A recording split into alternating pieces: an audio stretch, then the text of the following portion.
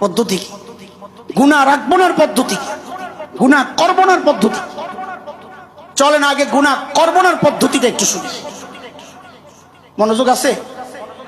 হ্যাঁ, দেখেন আমরা যখন গুনাহ করতে যাই না অথবা গুনায় জড়াই, দুনিয়ার কেউ না জানলেও একজন জানেন, দেখেন তিনি কে বলেন তো? চিৎকার করে আরো জোরে বলেন, আরো জোরে চিৎকার করে বলেন না। জবাব সহি, কিন্তু আমরা এখানে আল্লাহ বলবো না। এই প্রসঙ্গে কোরআন আল কারীমের যে আয়াতটা আমি আনতে চাই, ওই আয়াত আল্লাহ নিজের যে নামটা বলেছেন আমরা ওই নাম বলবো। বলেন আমার সাথে, রব্বে কারীম। বলেন রব্বে কারীম। আবার বলেন, সবাই বলেন একসাথে বলেন রব্বে কারীম।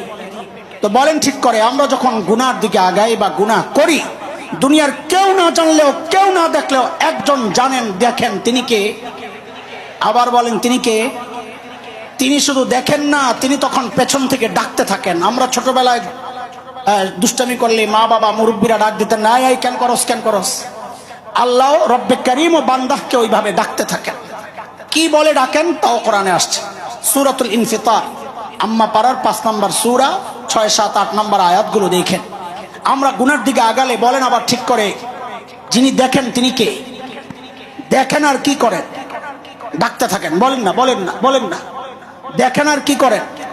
কি বলে ডাকেন? কোরআন বলতেছে, ইয়া আইয়ুহাল ইনসান মা গররাকা বিরাব্বিকাল কারীম।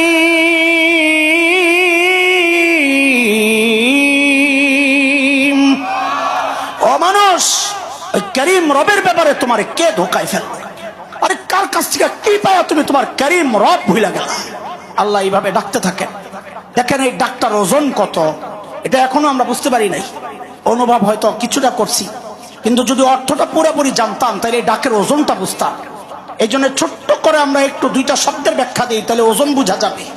2টা শব্দ বলেছি, বলেন একটা হচ্ছে রব আর একটা হচ্ছে, বলেন না, রব। আর আরবিতে করিম কাকে বলে, রব কাকে বলে এটা বুঝে। আরবিতে করিম বলে ওই দাতাকে যিনি না চাইতে দেন। বলেন না, না চাইতে।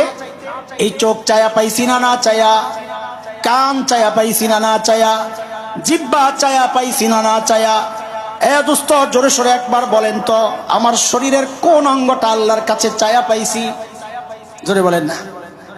না চাইতে যিনি দিয়েছেন সেই মালিকের নাম না, শুধু কারীম। বলেন তার নাম। দেওয়ার পর এগুলোকে বাড়িয়েছেন, বাঁচিয়েছেন, নিরাপত্তা দিয়েছেন, সংরক্ষণ করেছেন।